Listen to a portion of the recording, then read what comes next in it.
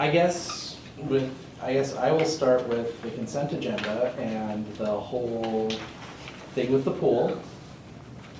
I guess first I just take your thoughts on the discussion that was had and where we are and where we're headed. Go ahead. Well, I think the council really definitely wants to move the pool project forward, and I think that's been loud and clear. It was actually loud and clear the other night. I think Steve McSwain's comments represent some thoughts and conversations that have been going on for a little while here in terms of hitting the pause button and maybe making it a bigger project, waiting to see what Marshfield Utilities comes up with and their plans for expansion. Are they going to build onto their current site or move to another site? So I think his comments were good in the sense that I think he wants it to be the best possible project for the city for, decades to come. But I think what you saw was sort of the overwhelming consensus that, we've waited for utilities and they're still not decided on their plans.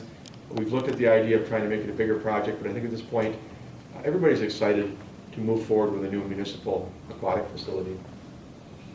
Yeah, I would agree with that 100%. And the interesting thing too is Steve and I both came on to the council at the same time. And so many of the other council members were actually members of the pool committee that invested countless hours into where this should be. And, if they really would have made the recommendation a couple of years ago that it should be slightly different or whatever, that really would have been done. So to come into the 11th hour, I think that's why you saw the council make I thought, crystal clear decision that they did. No, let's move forward. We hear what you're saying, and you have every right to do it, but we're pretty clear we need to get this pool going. And again, I think it gets back to the experience of the council, because once you start throwing in delays and everything else, after it's already been, gone about, then that's where it's easy to kick a project out. And we certainly respect the utility, and they have to do what is right for them. They have to make that decision, but we can't put our plans on hold because of that. So I'm very confident that the pool's going to work out great, and the utility will find their way to do what's right for them to benefit everybody. And I think not only the delay in time, but I think that some of the things that have been batted about could have required more land being needed, some street improvements, and it would have run up the tab as well. And I'm not sure the full council had an appetite for a greater expense than we've already committed to. Some do, and I think some would like to see us look at some other ideas. But in the end, I think the desire to move this project forward has been on the docket for so many years, and to get a good new municipal aquatic facility for our residents was too strong to delay any farther. And this isn't a final absolute plan, correct? That will be coming out of this? Well, there's not even a specifically adopted design at this point. There's conceptual drawings we've seen. I think what we're looking at right now is we were sitting at a stoplight. The light is now green, and I think everybody wants to move forward. We have a fundraising team excited to get out there and do some capital campaign work. We have now, with that item you mentioned in the consent agenda, authorized heirs to work on the design and related services for the pool. It's kind of an all systems are go approach. There's going to have to be more discussion with the council. I'm sure you'll see this item come back. But I think we just took the pause button off and decided to move forward. And this contract you guys signed wouldn't necessarily preclude an expansion of the project to something more like Alderman McSwain was talking about, right? No, not necessarily. We can always take a look farther, and there's been some discussion about other things in terms of road improvements and whatnot. I don't think it totally rules it out, but it does suggest that we are going down the road to build this pool at its present location effectively, with the design coming out and the exact placement yet to be determined, but without getting wrapped up in, and this is no disrespect to Marshfield Utilities, we have great respect for it, but without waiting 9 months or more to hear what they want to do with their building plans, or delaying for any other particular reason. The residents have waited a long time, I think, for this upgrade. Also in that same consent agenda, there's a bid approved for the Cougar Exhibit and Welcome Center, but there was it looked like it was higher, the cost was higher than originally anticipated. Is there a particular reason the cost went up, or? Well, you know, we had, if you looked at the memo from Justin Casperson, our Park and Recreation Director, we had several bids. You know, Marwitz was the best, but even taking some stuff out, we were still over budget. And that's what it took, you know, some money, I think $90,000 from room tax funds to get it done. You know, it's funny on bid for street projects too. You know, we do bid assessments, we do good analysis, and then maybe the appetite is not that great from some of the contractors, maybe their plates are full. In this case, maybe we undersold it in terms of the expected cost. We would want to have seen it come down lower and not had to do some tweaking in the plan. But I guess at the end of the day, it is what it is, and we found a way using some room tax fund balance to get it done. Okay. It'll be a great improvement for the zoo, it really will. Yep. You had first reading the ordinance to create a new communications committee. Can you walk us through the process and when you expect to have that meeting? Expect to have which Like meeting? the first meeting of the communications committee. I'm assuming there's another reading of the ordinance in 2 weeks, and then you have to go through the process of appointing members. So are we looking August probably, or? August 1st is probably a good bet, by the time Right. we get the ordinance approved on June 25th, and then get some members on board. You know, it might be late July, that'd be great, but I would say August 1st is probably the target. I'm looking through the rest of this before I get some of the other stuff. 2020 budget calendar. More in general, where are we at with the budget, and when can people start expecting to see a little more of that rolling forward? I'll start, and feel free to jump in, Bob. I mean, we're still early in the process. At staff level, it really kicks off next Wednesday, the 19th of June, with a meeting with the finance director, me, and other people who will be working on the budget, where we go through the instructions. And it's going to be a different type of budget process. On the 25th, Ron Allman, our finance director, is going to outline it for the council. Because of some of the constraints we have right now and some of the issues we're facing, we're going to do something that we've talked about doing before anyway, but now is the opportune time to do it for sure. And that's to do a build-up budget. So in the past, what we've had is all the budgets have been submitted, Steve Barr gets together, he takes a look at it. Well, we're $2.5 million over what we can afford. Steve starts making some notes, maybe some cuts, meets with the department heads individually and collectively. We got to get this pared down to a viable number. What we're doing this time is saying, look, it's going to be tighter than that. We're going to start by building a base budget, if you will. We're going to start with this year at a very slight inflationary factor, you know, a percent or whatever, because supplies go up, fuel goes up or whatever, and then put in the CIP things that we've agreed to do in the CIP process, you know, 8 or 9 projects for 2020, and you know, cost of living, increased wages, and then see what that looks like. And then we're going to come to the council in August and say, okay guys, right now with what we've done, nothing more than minimal inflation and doing what we've done last year, we are at whatever percent increase. And based upon revenue increases, we think that we'll be able to do it with a limited tax increase or no tax increase or whatever it is, and then get a sense of how far the council is willing to go. Now, if it turns out that that number is not good at all, we may still be cutting. We may say, you know what, even with that minimal inflation, we're going to be at 1.8%, and even with extended revenue, the tax rate increase would still be this. We may be still trimming from there. But that will be, here's what I'm calling this year's government at next year's prices. No new services, no new programs, no new staff. And that will be our moment where we get a chance in August. And that'll be good for the council to look at this in mid-August for the first time, well ahead of the crunch time, and say, well, it looks like we've got a little extra room to add things that the department heads need, or, hey, I think this might have to be it, or wherever it lands. Yeah, it'll be an interesting process, and I really like the way that they are doing it this year. With let's start with our base and build up. I think it's a great way to do it.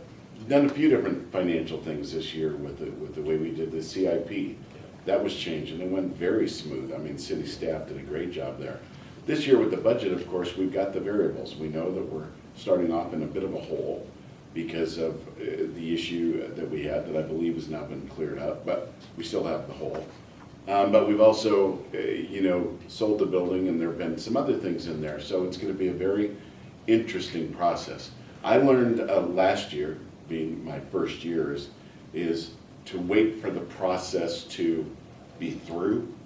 Because during the process of it going up and down, I remember Steve calling me last year that things are looking really, really good, and then I got a phone call a couple of days and when we had the street deal that came down from the state that was less, and that had to be adjusted and all this. And initially there was when he put out the max we could go would be 4.5, and that's kind of all people heard, and that was, we were never gonna do it. It was just, there's your differential. We really have to be patient and see this through to what it actually comes out to, because I think there's gonna be ups and downs with it. Yeah, I agree, and we still have some things to wait for from the state. The governor put out a budget that was very favorable to municipalities in terms of increases for shared revenue, transportation aid, and those kind of things. And then the initial read from Joint Finance was not very favorable. I understand they've come back a little bit. The last thing I've seen from Joint Finance Committee is that they are willing to do at least some increase in transportation aid, which is helpful, maybe some other revenue enhancements.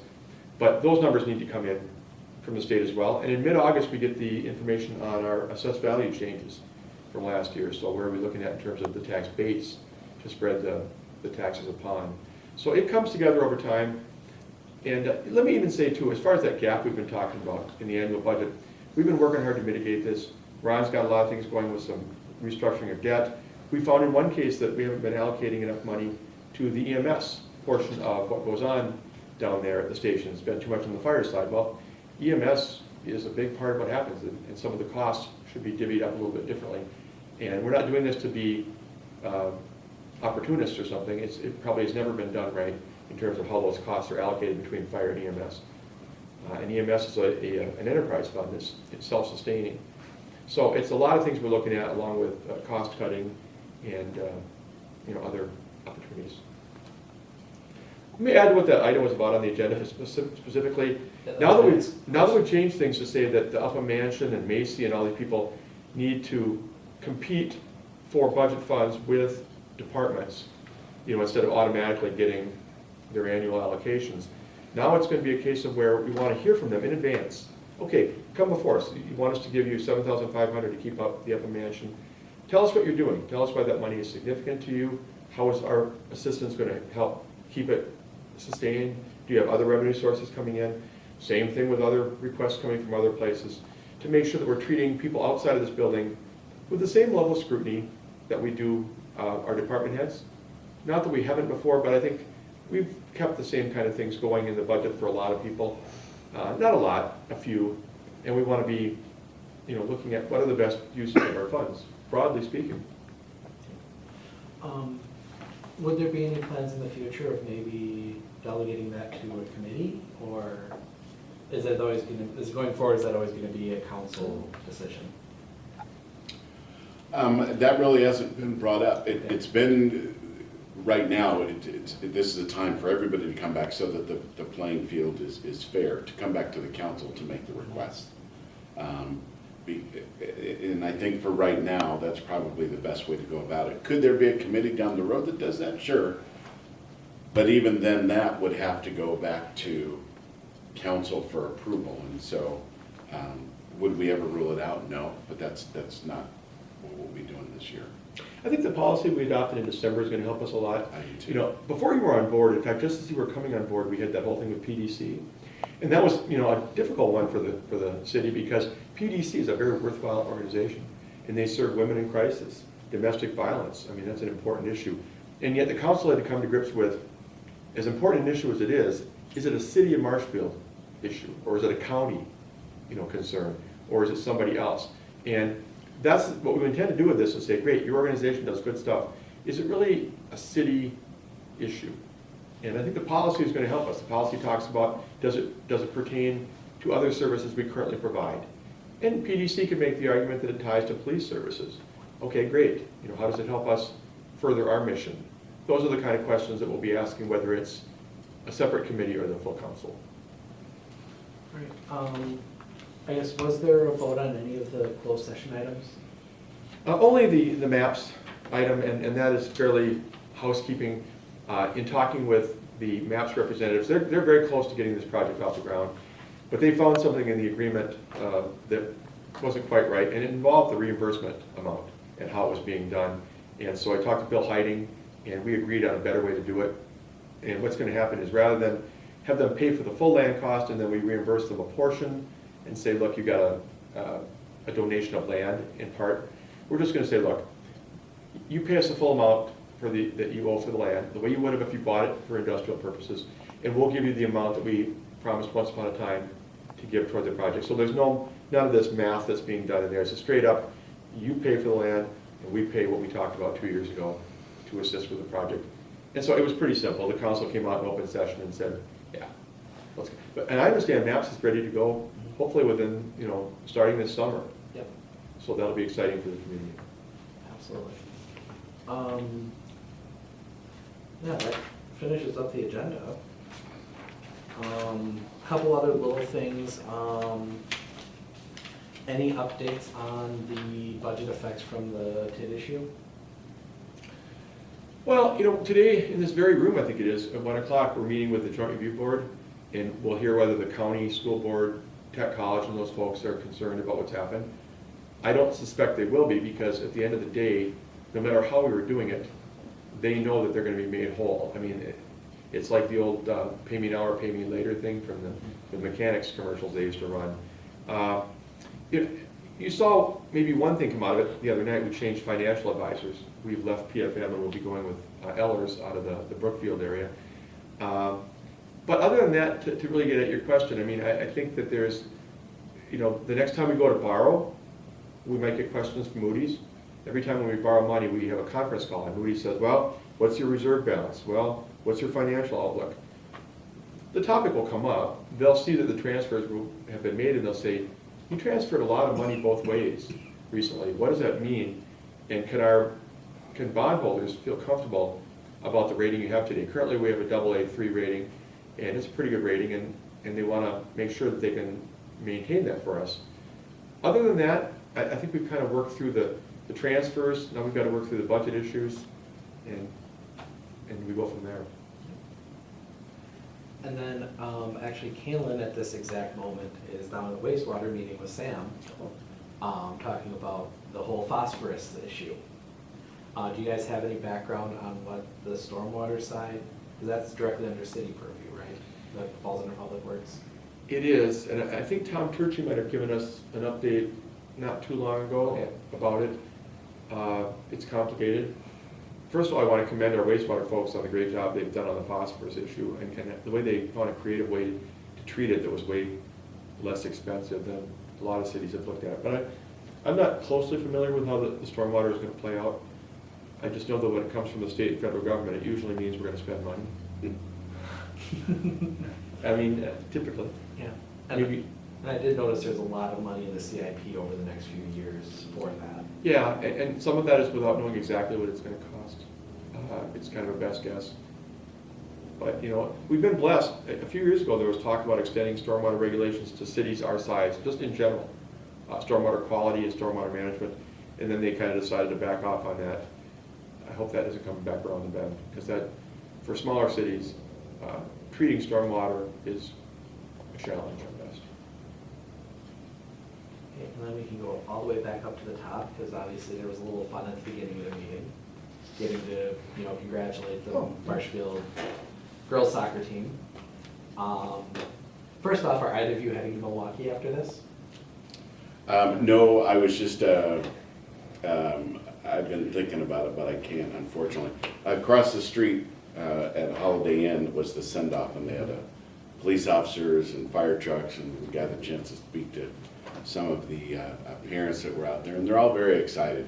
So it's a very cool thing, that it's never before has a girls soccer team from Marshfield gone to the state finals. So it was just very cool to see. Yeah, I've got a commitment here tonight too of something else, but let me say this. One of the things that makes this a great community is being able to do that at council meetings. Whether it's someone, the team is going to the state girls tournament, or the people who are going to the Special Olympics, or, recognizing someone. Oftentimes we have a stewardship award or something that we recognize a member of the community who's done something exemplary. That is a cool part of our meetings, when you get a chance to do that and thank people and commend them for their accomplishments. Yeah, it was, when we heard that they won their sectional final and they were going, I was going by Jeff Moulter's house and I saw him out there and I just stopped and pulled in. I think it kind of scared him. And he was very excited about it. And Jeff and I, we both coached, and so I can only imagine what he is going through, and Lucky and Steve McCann. And I did say, it'd be great for you to come just so you could see the cities behind you as well as the fountains. And today when I was out here at Holiday Inn, some people came up and they loved it, and one of the ladies there is taking 10 kids from this area on a mission for 2 weeks. And I told her, boy, when you get back, we sure would we'd love to have you come to council and just give us a couple minutes under public comments on what you've done.